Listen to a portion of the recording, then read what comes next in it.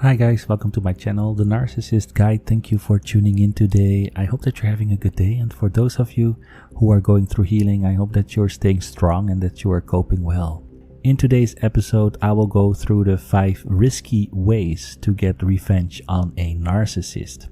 The narcissist has hurt you so many times. Maybe they've gaslighted you or smeared you or completely destroyed your self-esteem. And somehow they continue to get away with their awful behavior, even when things seem to be getting better. You may feel like you're walking on eggshells. It's like they can change their mood or behavior at any given moment, and you always feel like you are 5 steps behind them. Either way, you want to take revenge on a narcissist. You want them to feel some of the pain you've endured. They've made you feel miserable, and now you want them to feel miserable in return. But is your desire to seek revenge on the narcissist smart? Moreover, is it even possible? Let's take a look at what hurts a narcissist and why it's not advised to take revenge. Why do you want revenge on a narcissist? It's essential to do some self-reflection when you want to hurt the narcissist. What's going on within you? Do you feel trapped or alone in your struggles? Does it seem like things aren't ever going to get better? Have you suffered from narcissistic abuse? Take some time to think about your intentions. It's normal for us to seek revenge when we feel helpless, powerless, or otherwise unsure about how to proceed. It's also normal to want to hurt people who have hurt us. Nobody likes feeling like they're being played. We tend to seek revenge because we think it will give us a sense of justice. We also believe it might help us heal from the pain we've endured. That said, it's important to remember that revenge has limited benefits. Research suggests that getting even feels rewarding for the first few moments. However, after that reward quickly fades, you left feeling more aggravated and resentful. Then you may even turn towards punishing yourself because you felt guilty for seeking revenge. Now, what hurts a narcissist? Although it may seem surprising, narcissists are incredibly sensitive. They have very fragile egos, and they spend a great deal of time and energy protecting those egos. But people rarely see these insecurities because narcissists expel so much energy acting like they are better than everyone else. They mask their inferiority by trying to convince everyone how fantastic they really are. It's not a secret that narcissists love attention. Therefore, any lack of attention can be detrimental to their well-being. So what hurts them? 1. Being publicly humiliated. Humiliation is one of the greatest antidotes to narcissistic behavior. Narcissists hate feeling embarrassed. Nothing can be more shameful than when other people recognize their fraudulent intentions. But narcissists don't accept negative feedback. Instead, they often turn against other people in an attempt to humiliate them, blame other people or situations for their incompetence or stupidity, convince others that they are the victims of their circumstances, defend their behavior mercilessly, no matter how ridiculous it may seem. 2. Rejection. Narcissists can't understand why anyone would reject them. Rejection hurts, but instead of looking inward, they tend to lash out at others. A narcissist may react to rejection by trying to rally other people into rejecting the other person, spending excess time and energy trying to make the other person feel miserable, pretending the rejection didn't happen at all, bombarding the other person with reasons why they need to reconsider the rejection, excessively defending their actions. 3. Loss of control. Narcissists feel the need to control almost every situation. Control makes them feel safe. It's what gives them power and authority over their lives and the lives of others. When they feel like they're losing control, they often engage in whatever tactics they can to restore control, blame other people for causing them distress or turmoil, convince others they are victims of unfair circumstances, become physically violent to maintain a sense of power, use threats or other hostile language to get what they want. 4. Losing. It's no secret that narcissists hate losing. Losing means that someone or something might be better than them, and this reality often seems completely unacceptable. When a narcissist loses, they might react in many extreme ways, including blaming the other person or an external situation for unfair circumstances, pretending as if they are still the winner, convincing other people that the judge or situation was incompetent or unjust, excessively shaming the winner or the other bystanders. 5. Someone else's emotions. Narcissists focus on themselves. Other emotions are nuances.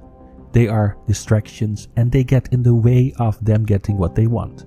When faced with somebody else's emotions, narcissists often react by telling you that you are overreacting, explaining how you should feel instead, convincing you that nobody else cares about what you are experiencing, finding a reason to insult or criticize you for how you are feeling.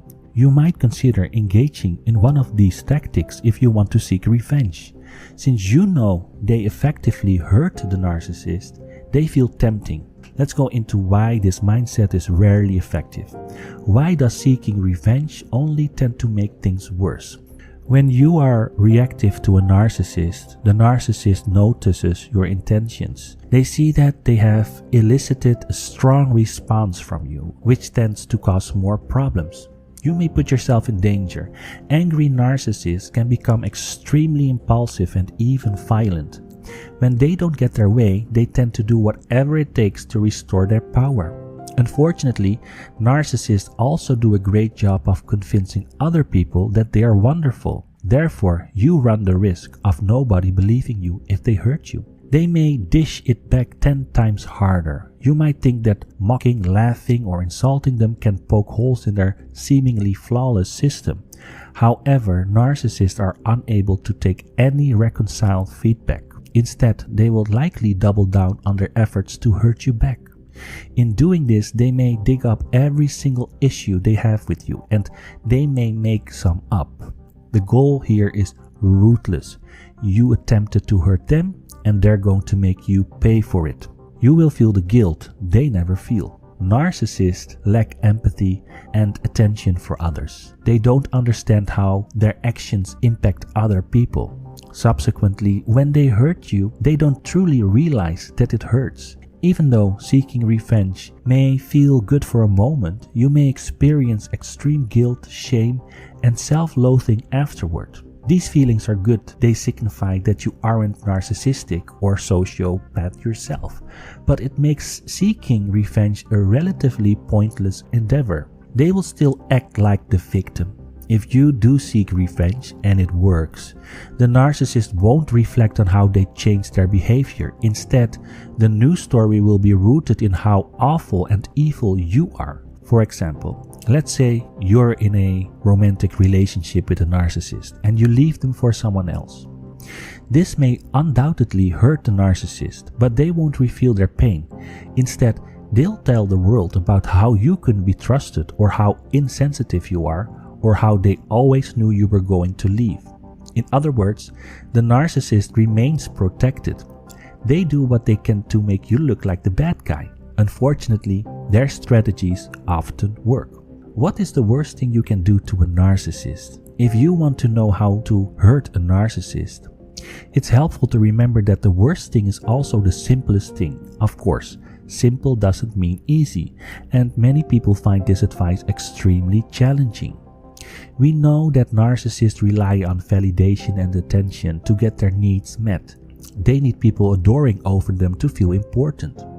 When you feel frustrated with a narcissist, it's normal to want to get back at them.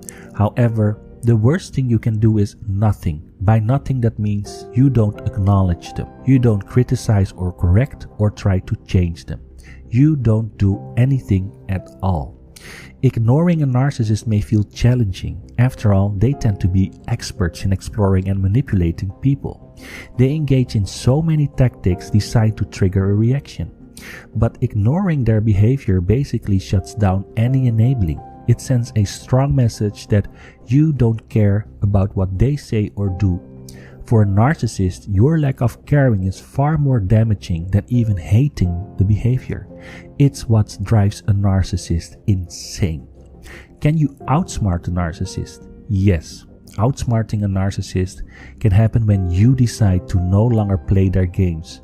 When you're no longer playing the same game, you don't have to abide by their predetermined rules or shenanigans. Outsmarting a narcissist often means knowing your own boundaries, respecting and honoring your personal integrity, refusing to enable narcissistic behavior by ignoring it, considering a no-contact approach if you decide to end the relationship.